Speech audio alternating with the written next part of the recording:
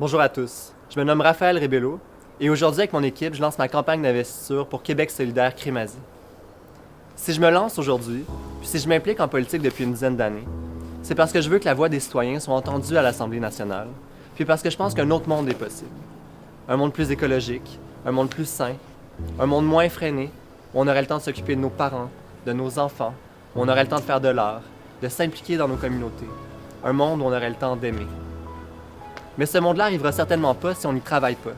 Puis arrivera certainement pas si on reconduit encore et toujours les mêmes politiques destructrices pour l'humain puis l'environnement. Mais il y en a qui vont dire que c'est pas si simple, qu'il faut produire, consommer toujours plus pour faire rouler l'économie puis rester compétitif au niveau international. Puis que tous ceux qui pensent autrement sont des rêveurs.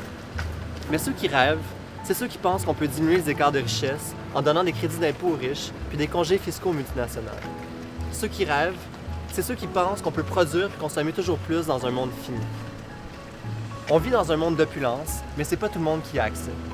D'année en année, on produit toujours de plus en plus de richesses, mais cette richesse-là est captée par une infime minorité de la population. Le 50% le plus pauvre des Québécois possède rien ou quasiment rien. On atteint les mêmes niveaux d'inégalité de richesse, donc entre les plus riches et les plus pauvres, qui sont équivalents à ceux d'il y a 150 ans, quand les femmes et les enfants travaillent dans des manufactures 70 heures par semaine pour des salaires de crève-faim. Mais la bonne nouvelle, c'est qu'il y a plein de gens qui s'organisent pour que ça change. Dans le quartier, on a des groupes communautaires dynamiques, on a des citoyens engagés, des gens qui travaillent dans les syndicats, dans le milieu de l'éducation, dans le milieu de la santé. Si on travaille tous ensemble, si on est solidaires, on peut reprendre le contrôle démocratique de nos institutions. On a un quartier avec une histoire riche. Mais tous ensemble, on a l'occasion de donner une nouvelle direction à cette histoire-là pour nous remettre au centre des priorités.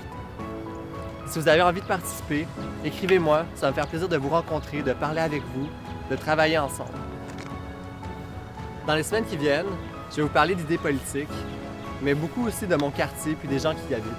Parce que les grandes idées, elles s'enracinent dans un milieu concret qui a ses caractéristiques propres qu'il faut comprendre et connaître. Pour ce faire, je vais vous amener faire un petit voyage dans mon quartier avec mon moyen de transport préféré, mon vélo. On va aller à la rencontre des gens, on va aller voir des lieux, puis on va voir ce serait possible de faire à ces endroits-là ce que Québec solidaire propose. Et voilà, on y va.